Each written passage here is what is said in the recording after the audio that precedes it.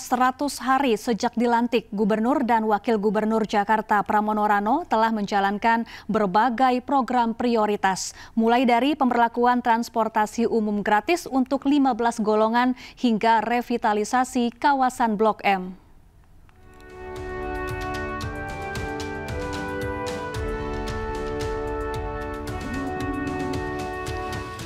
Sejak dilantik pada 20 Februari lalu, pemerintahan Gubernur Jakarta Pramono Anung dan Wakil Gubernur Rano Karno resmi memasuki 100 hari kerja pada 31 Mei. Selama periode itu berbagai program telah dijalankan. Mulai dari revitalisasi kawasan Blok M menjadi Blok M Hub atau pusat perkotaan baru yang menghubungkan sarana transportasi dan fasilitas umum.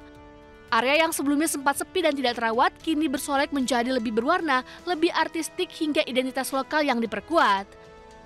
Selain itu, salah satu program yang dinilai berhasil dan berdampak bagi warga adalah kebijakan transportasi gratis untuk 15 golongan di masyarakat. Mulai dari PNS dan tenaga Pemprov Jakarta, pemilik kartu Jakarta Pintar, penghuni rusunawa, penyandang disabilitas hingga lansia. Gubernur Jakarta Pramono Anung juga membuka taman kota di Jakarta yang beroperasi selama 24 jam. Sebagai tahap awal, ada 5 taman kota yang bisa diakses warga selama 24 jam. Mulai dari Taman Menteng, Taman Lapangan Banteng, Taman Langsat, Taman Ayodhya, dan Taman Literasi Marta Tiahahu di Jakarta Selatan. Pembukaan taman kota selama 24 jam merupakan komitmen Pemprov Jakarta memperluas ruang terbuka hijau dan menciptakan ruang publik yang ramah bagi warga. Dari sisi keamanan, Pramono juga memastikan pengawasan di Taman 24 jam dilakukan melalui petugas keamanan serta CCTV yang mampu memantau aktivitas para pengunjung secara real time. Meski tidak semua program unggulan diluncurkan dalam 100 hari, diharapkan program unggulan lainnya dapat realisasi dalam waktu dekat. Tim Liputan iNews melaporkan.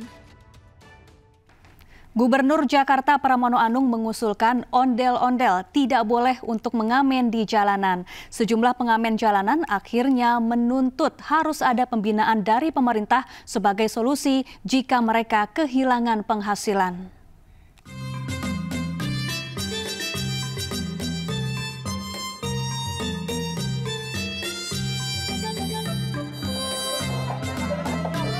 Budaya ondel-ondel belakangan masih kerap dimanfaatkan untuk mengamen.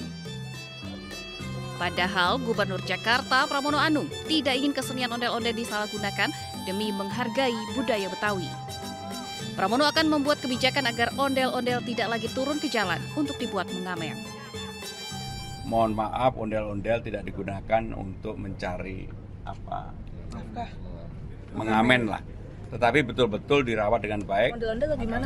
Ya, sekarang ini saya akan meminta ondel-ondel bukan untuk di jalanan, tapi merupakan bagian dari budaya utama Betawi.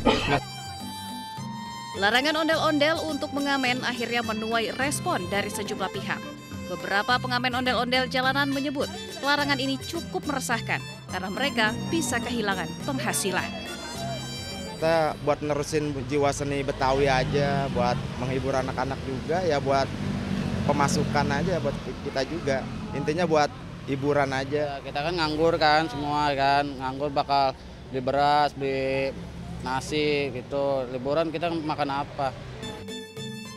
Sementara itu, salah satu simpatisan seni ondel-ondel menilai wacana pelarangan ondel-ondel untuk mengamen sebagai langkah yang tepat. Karena ondel-ondel merupakan warisan budaya yang harus lebih diperhatikan. Ondel-ondel ngamen itu sudah ada dari zaman dahulu, bahkan diberikan ruang tempat, bahkan dikenakan pajak bagi mereka yang ngamen di Jakarta gitu. Nah, itu adalah budaya ngamen yang harus kita lestarikan gitu, jangan dibatasi. Nah, terkecuali ondel-ondel itu yang ngamennya, yang hanya menggunakan alat musik rekaman. Ondel-ondelnya satu, pakai gerobak doang. Nah, personilnya cuma 2 orang doang. Itu bukan budaya dan itu yang seharusnya yang dilarang, ditindak. Ondel-ondel dilarang mengamen jadi problema. Sebagian orang melestarikan budaya Betawi ondel-ondel lewat mengamen di jalanan sambil mencari nafkah. Jika aturan ini resmi berlaku, pemerintah diminta membina para pelaku seni ondel-ondel agar mereka tetap produktif, berpenghasilan, dan budaya ondel-ondel tetap terjaga. Dari Jakarta, Amrina Rida, Seto Pramono, iNews melaporkan.